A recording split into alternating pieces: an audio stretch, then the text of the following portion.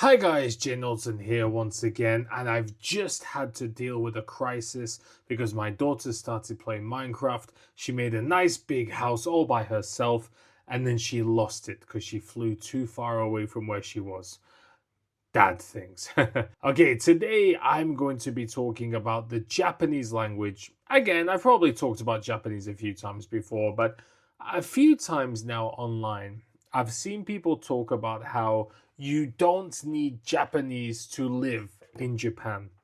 And I have like mixed feelings about that statement because technically you can physically live in Japan without Japanese.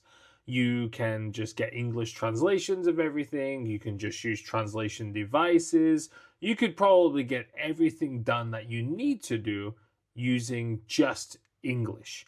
And if you're working in an English teaching job or an English speaking company, of course, you won't be needing Japanese for that. However, it's a little bit of a weird statement because, yes, while you can live in Japan without using Japanese, why would you want to?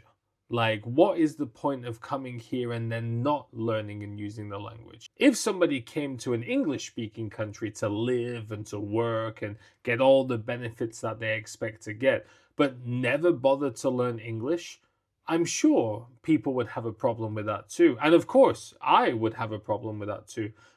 I am all for people keeping to their heart their native language. But of course, if you go to live in a country, it's only to be expected that you should learn to speak that language.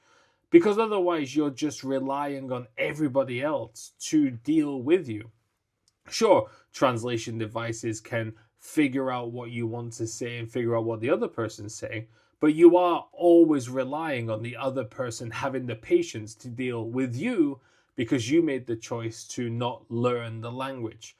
Now, there are some people who say, oh, because of specific reasons, I find it so difficult to learn a second language. And whilst I do understand that not everyone can learn at the same place, and maybe people do have trouble reading, some people are hard of hearing, so things might be a little bit more difficult, but sometimes just showing that you try is good enough to make people want to work with you.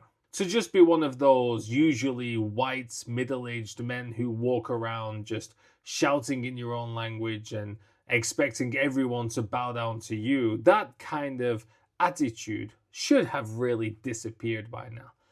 And when you are living in Japan, sure, you can deal with everything. And if you get married to a Japanese national, they could probably help you out too. But at the same time, do you really want to rely on your spouse or your partner or your friends to have to deal with everything with you? If you want to go to the city office, bring a friend or your family. If you want to go to your kid's school, you have to ask your partner to go instead. If you need to take your child to the hospital, you're gonna have to try and work out what's going on. It isn't really fair on everyone around you. You'll kind of become the center of your own universe. Well, I guess you are, but you've kind of made yourself the center of the universe and expecting everyone to swivel around you.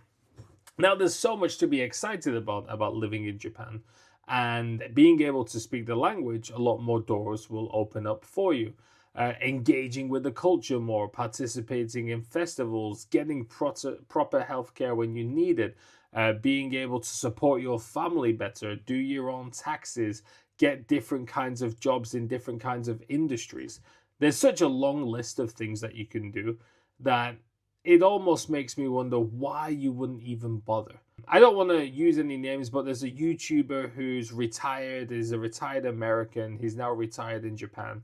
Cannot speak Japanese at all, despite having over 2 decades, maybe close to 3 decades experience in the country. And it kind of gets to the point where you've almost not learned Japanese on purpose, really. Because if you saw somebody who'd lived in the United States for 30 years and couldn't speak conversational level English, you'd wonder, what have you been doing all this time? There is a lot more time than you think. And, if you did like learn 2 words a day, you can still learn thousands of words in half a decade. If you just do a bit of shadowing, 5 to 10 minutes a day, you can get much better than you think. I think a lot of people just assume it's too difficult before they really get into it. So I would say you should learn Japanese. Of course, I cannot say you have to learn Japanese, but I very, very strongly recommend that you do for your own enjoyment and just to make sure that everyone around you also has a better time. Like, I wouldn't want to be the kind of person who puts a burden on every single person that I interact with because I need you to accommodate me because of something I've decided not to do. Of course, if you're on holiday, it's a little bit different because you're probably not going to be here long enough. But I would say learning a few words is probably to your benefit as well. But yeah, a short video today, not too long, just to tell people that it's better to learn the language as best as you can. Of course, not everyone's going to become fluent native level Japanese speakers, but as long as you get some basics down, you will make the people around you happy. Thanks all for watching, guys, and I'll see you all next time.